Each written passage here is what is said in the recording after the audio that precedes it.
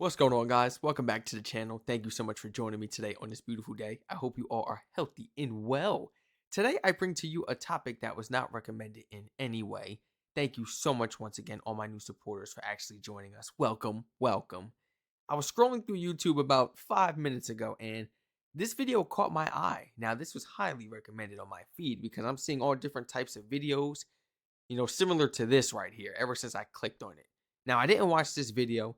This wasn't recommended, once again, and I'm really excited to check this out and to be able to share this with you guys because me as an American, I'm thinking like I'm keeping up, and I'm on track with everything going on, but we over here in the United States blinded because we don't even know. Most Americans don't even know what's going on right now in Canada. Seriously, today we will be reacting to Canada's military preparing hypothetical U.S. invasion possibility. Canada's military and Canadians are preparing for war against the U.S. and I didn't even know this. So here we are in the U.S. blinded. We don't know what's going on. We do not know what's going on. But we have Canadians literally considering buying guns, like getting their licenses and buying guns just in case. It has me thinking, will there be like a buyback gun law or something in Canada as to where you could like attain a license and there you go, you're good? Like, is it that serious? Do you think Carney's gonna let that slide? Or yeah, please let me know in the comments. Because at this point, it's not like American citizens are gonna be able to go over there with guns. No. But you're talking about the military now. Which is US citizen. Hey, which is US citizens basically, but they are coming from the military, this and that. And it's like Canadians are preparing to go to war with our soldiers, and like that's what I'm like literally thinking about. I'm like, wow. And it's really shocking, and it shouldn't have to come to this because we don't live in times like that anymore where the military could just come and start coming wrecking in your house, this and that. What if these two countries elite? No, that can't happen. That's impossible. It's not. You can't do that. But yet again, the United States is very unpredictable. They make very spontaneous decisions off the wake up. Let's jump right into this video. I hope you guys are just as interested in this topic just as me. This is crazy. I didn't even know this was going on, but I guess you guys do. You're preparing. Wow, come on. Reporting from the Globe and Mail this week reveals that Canada's military has reportedly been modeling a hypothetical U.S. invasion of our country. And while the scenario is unlikely and theoretical, it says planners within the Canadian Armed Forces see it as a necessary stress test of national security. So, what could that modeling look like? Joining us now is Christian Leuprecht, a military expert and professor. A stress test? But what's the point of having this if it's unlikely to happen? Is that like to just keep people, or to not make people alarmed of the situation, but to still kind of get people to know a little bit by projecting it, putting it on YouTube and the news and stuff? Or no? I mean, I had just said it's unlikely to happen even before she said that. What? I'm like, Canadians don't need to buy no guns or nothing, but I'm feeling like a lot of them really want them. And a lot of them are getting their licenses and stuff now. Wow. What could that modeling look like? Joining us now is Christian Leuprecht, a military expert and professor at the Royal Military College and Queen's University. Christian, great to have you back on the show. Hello, my pleasure.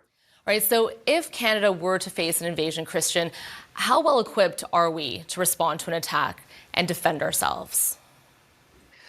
Look, I mean, the Canadian Armed Forces are pretty significantly undercapitalized, understaffed, and underfunded, and have been for the last 25 or so years. So we're not in a position to defend ourselves against an invasion, let alone by the largest military in the world.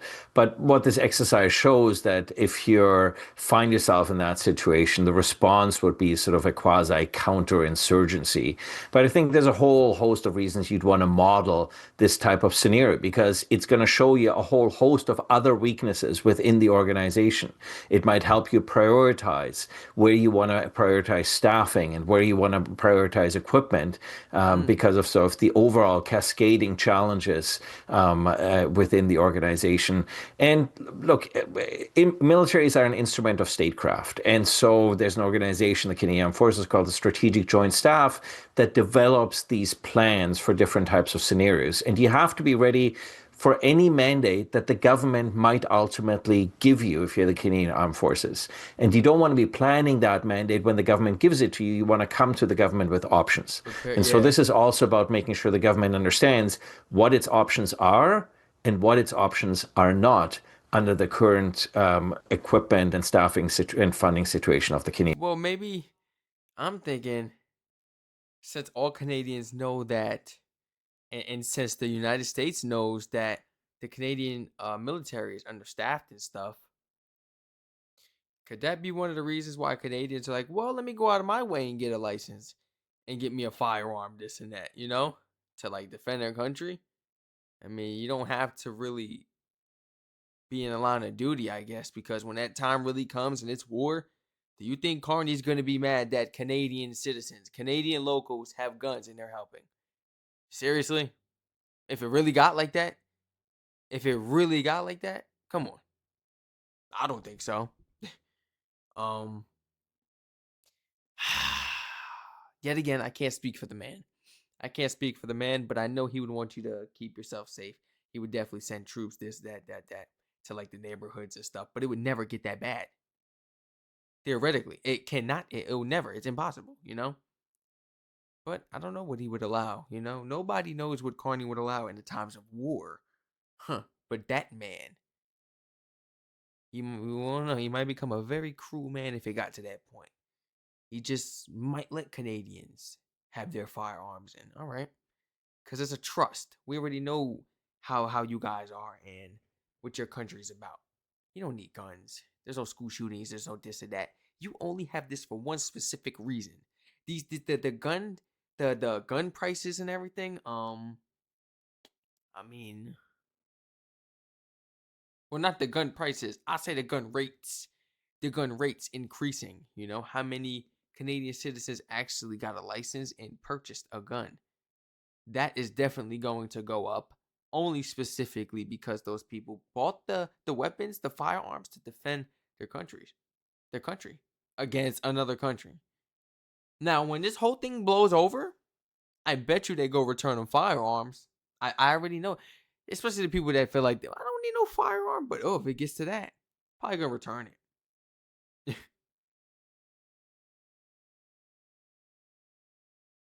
Armed Forces. All right, so sort of like an equipment and staffing and funding situation of the Canadian Armed Forces. All right, so sort of like an emergency drill to see what we're working with here. Yeah. And Christian, you mentioned counterinsurgency style tactics that has been mentioned in this model. So what exactly does that mean, and why do you think Canada would be looking at this particular method? So necessarily, if you're facing a much larger adversary who's much better equipped and has technological capabilities that far surpass your own, you're in a situation of asymmetric warfare and irregular warfare. And these are sort of the tactics that, for instance, we saw in Afghanistan, the tactics that we saw after the Iraq invasion by the United States. So we know roughly what this style of warfare looks like. But look, I mean, modeling this type of warfare isn't useful just necessarily for this particular type of scenario. But we would want to understand, for instance, if Canada would need to support other countries or allies around the world that have to engage in these types of tactics, how do we need to posture and equip ourselves? And of course, these are exactly the sort of tactics that Ukraine used against Russia in the early days of the Russian invasion, given the superior capabilities that the vastly superior materiel that Russia was able to bring to bear. So there's a host of reasons you would want to model this scenario without necessarily thinking that the immediate challenge here is a direct invasion by the United States. All right. Now, Christian, of course, we've said it's hypothetical right now, but I mean, you mentioned the military's vastly underfunded. What should or could our government be doing in the meantime to bolster our military strength? So the government, of course, has announced significant reinvestments in the Canadian Armed Forces. I think the most important takeaway for Canadians is that militaries as an instrument of statecraft is in a volatile world something you want to have in a very robust fashion because it gives you options to shape that world and how you respond to that world. And I would say if you look at the last 25 years, one of the things that we've done, not just as Canada, but as allies, we've let our capabilities on instruments of statecraft atrophy, and we've largely left international security up to the United States. And now we don't like the world that we live in. Well, if we don't like that world, then we should remember that after World War II, we also didn't like the world that we ended up in, and we aggressively invested in instruments of statecraft and institutions to shape that world. And Wow, so true. if we don't like where the 21st century is going, then perhaps as Canadians, we should rekindle that spirit of being active players, of shaping a very competitive, volatile, and hostile international environment in ways that aligns with our interests, rather than simply sitting on the sidelines and watching other people play and shape that game. Christian, what message do you think our military reportedly And creating? that's exactly what Canada has been doing lately, though. Stepping forward and doing this and that, going out of the way. 100%. I understand what he's saying. I understand exactly what he's saying. This hypothetical model of a U.S. invasion sends to Washington and to the Trump administration? Look, I think it's also not entirely perhaps coincidental that this becomes public at the time when the Prime Minister gives a speech in Davos about the rupture of the international world order, and that the relationship with the United States going forward is not, we're not going back to the status quo ante, and that we're living in a very different world. I think that the main messages of that speech, as much as the Prime Minister got a standing ovation for that excellent speech, that both the scenario sort of becoming public and the speech are actually for a Canadian domestic audience. Because the amounts of money that the Canadian government is already spending on the military, plus additional amounts it will likely need to spend, for instance, the submarine purchase that may cost us $100 billion upwards, those need to be socialized with the Canadian populations. We need to get social license for spending those amounts of money. We need to explain to Canadians why we're shifting our posture, especially at a time when many Canadians are hurting in terms of affordability, when other government departments are cutting their budgets and cutting their staff. And so I think this is part of a broader effort to explain to Canadians that we live in a very different type of world, and that if they cherish Canadian political and economic sovereignty, it will require significant investments and also significant sacrifices in many of the things that we have taken dear in order to protect that sovereignty. All right, well, Christian, it looks like, and what looks like or has felt like it could be more imminent was a potential takeover of Greenland. Trump is now saying that he won't use force to acquire the island. But all of this has really tested NATO in recent weeks. I noticed that. What's up with that? That whole situation kind of blowed over. The whole Greenland situation, but Trump actually stated that he had a conversation with Greenland, and look, mind you, this is what he said. He said he had a conversation with the head of Greenland, and he said that the U.S. military was free to do whatever they wanted in Greenland. You know, on Greenland, doing this or that, whatever it was. You know, whether it was training, working, or just exploring, whatever. But then he said, you know, we're actually in the making right now. It's actually in the talks. You know, we're actually negotiating the deals. So you said that Greenland let us, though. He made a statement saying that Greenland is letting us do, you know, our military do whatever, do what we want, da da da da da. But then said that we're talking about it, we're negotiating. So which one is it?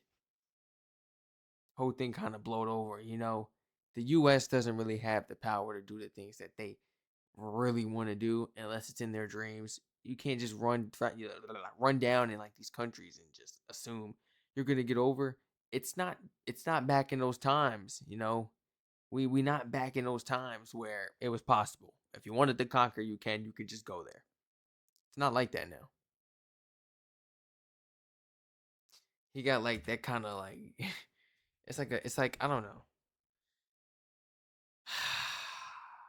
dictator attitude, kind of like, man, negotiate, get what I want. If not, we go to war, we fight for it, we threat. Like it's always like a hostile type of thing, like a hostile business thing, more like a for self, Like how you doing? How you in business? We supposed to be allies. You ain't even sanctioned. You in this for yourself. To acquire the island. But all of this has really tested NATO in recent weeks, recent months, some calling it the biggest crisis that the alliance has faced in its entire history. Yesterday, Trump said that his NATO allies are unreliable partners, but his Secretary General Mark Rutte says that. And that was a crazy statement towards the troops sent to Afghanistan. Disrespectful. Disrespectful. Disrespectful. Trump owes everyone an apology. He owes the UK an apology. He owes Canada an apology. My goodness, he owes Australia an apology. He's been the families an apology. The head of those countries apologies. You owe the military an apology. You owe the US an apology. able to sort of de-escalate things with Trump, at least for now, the two reaching this potential framework of a deal for the future of Greenland. I'm wondering, where do you think this leaves the defense alliance? So there's also that famous statement by Scott Bessent, the Treasury Secretary, that the United States projects strength, allies project weakness. There's certainly a perception in the United States that allies have not been doing enough and are not doing enough when it comes to the volatile world and the interests and security and defense that we ultimately need to assert. Wow. Look, I mean, it was never going to be easy to work with the United States in an alliance. Since George Washington, the mantra in the United States had been no entanglement. So that is to say, no alliance. So the US being in an alliance is a complete historical aberration. And as the first Secretary General of NATO said, what is the purpose of NATO? To keep the Americans in, the Russians out, and the Germans down. And so we knew from the beginning that working with the United States was always going to be very difficult because the United States is inherently unilateral in the way it goes about asserting its interests and asserting its foreign policy. And so what we see is, I think, simply a continuation of that unilateralism in a very rapidly changing world where the United States wants to remain the global superpowers. This is what superpowers do. They want to stay on top.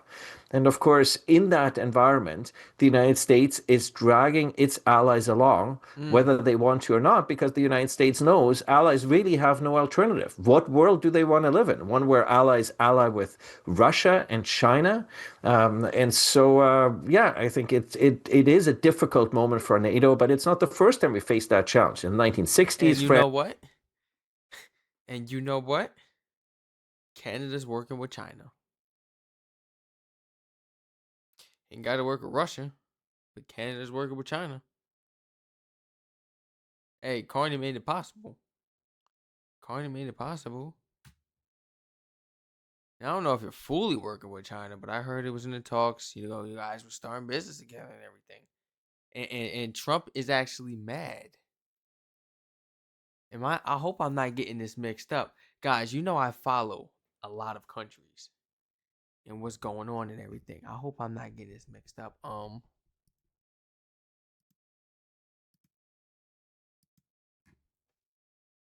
Was it Canada that Trump threatened when they actually started doing deals in business with China rather than the United States, or was that another country?